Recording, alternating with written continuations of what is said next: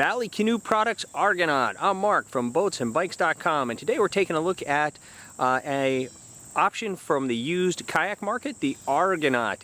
Valley still makes a boat very similar to this. I believe they call it the Aquanaut HV now, but this is their coastal touring Greenland style boat. This one in particular is a 2001. I'm not sure when they stopped making this particular boat as an Argonaut, but they make similar types of things. Similar to the Aquanaut as well. The Aquanaut is a little bit narrower, a little bit lower volume, so this is a slightly higher volume boat.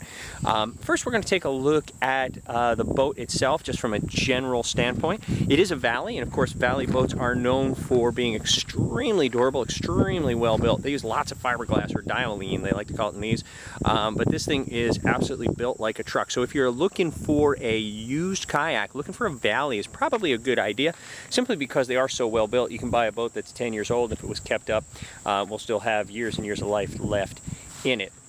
Of course, the downside to a boat like this is it's not going to be the lightest thing on the market, because they do use so much fiberglass. You can see how they really overbuild some of this stuff, but because they do use so much fiberglass in these things, they tend to be a little bit heavy, and that's okay. If you don't mind loading it on and off the car, it actually performs quite nicely in the water. If you do need a boat that's extra light, you're going to have to go to carbon fiber or Kevlar, or perhaps a different manufacturer that doesn't overbuild the way Valley does. But again, for a used boat, Valley's an excellent choice. Now, as you can see, let's take a look at this boat in particular. As you can see, it's a Greenland style boat, tipped up on both ends, fairly centered cockpit, and personally I think it's a really good looking boat. This one in the kind of bluish green is handsome as well. So just a superb looking boat. Now the design, as we come up, let's take a look at the top side first, and we'll go and take a look at the bottom. It is a 3-hatch design, so it's got a large oversized hatch in the bow. Then we've got our day hatch to the rear and our storage hatch to the back. It's a cavernous boat, so if you wanted to take this on an expedition, you could really pack this thing down easily with a couple weeks worth of gear. Molded in fiberglass seat. I suspect that this back band was replaced. This is not the original back band that Valley generally puts in. I did find it quite comfortable, so I can't really say what the standard would be, but the seat was comfortable, the back band was comfortable. Now this boat has the older style foot pegs. I don't know if you can see those, but it is the metal style foot pegs, and they're fine. You gotta keep them lubricated because they do tend to jam up. They don't slide as easy. This boat also is a skeg boat, so it uses a drop skeg with a cable. The slightly older boats, or actually Valley offered this in a lot of different options, but the slightly older boats had a rope skeg design. Personally, I think the slider skeg is more desirable. It's just a cleaner setup and it works better. The rope skeg ones have a rope that goes back, drops through the hole to put your skeg down. And either one's fine. In fact, I would assume, knowing Valley, that they probably made some of these in a pure design without a skeg at all.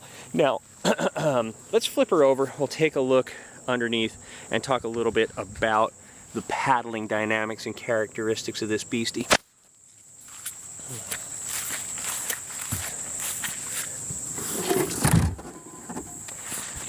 So it's a shallow V-type hull. I don't know if you can see that. It probably looks pretty flat from this angle, but it is in fact a shallow V-type hull.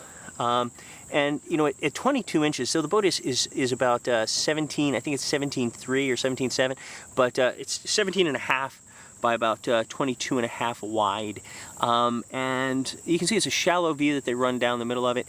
It is generally a stable boat. I mean, there's the slightest rock off center with that initial stability, but it's truly a very stable boat. And actually it was a little bit faster than I had expected.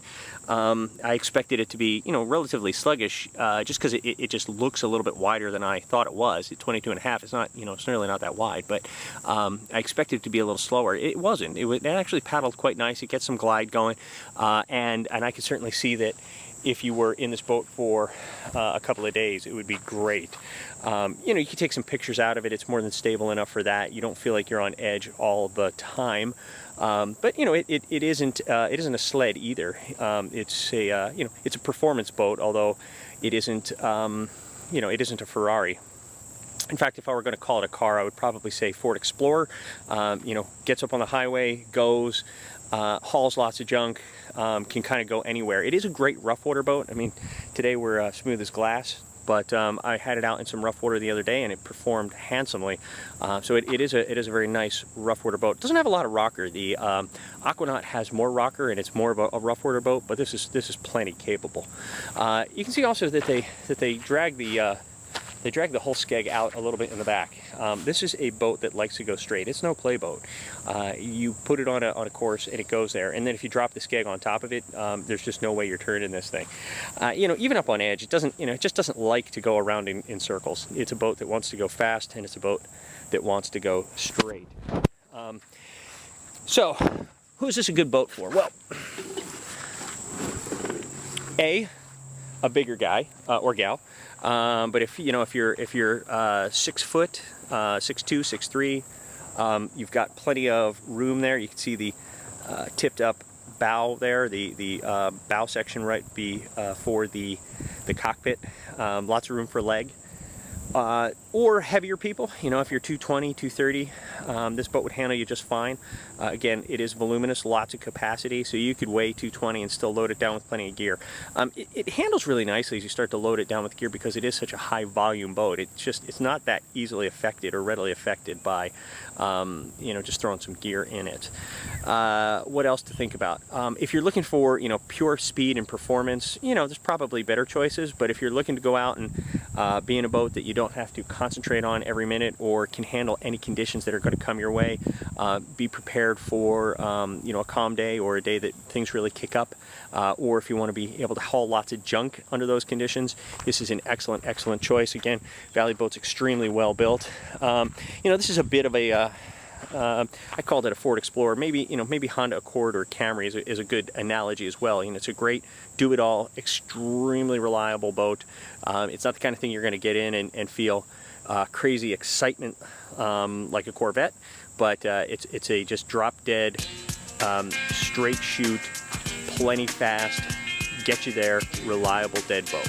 Mark from BOATSnBIKES.com, the Valley Argonaut.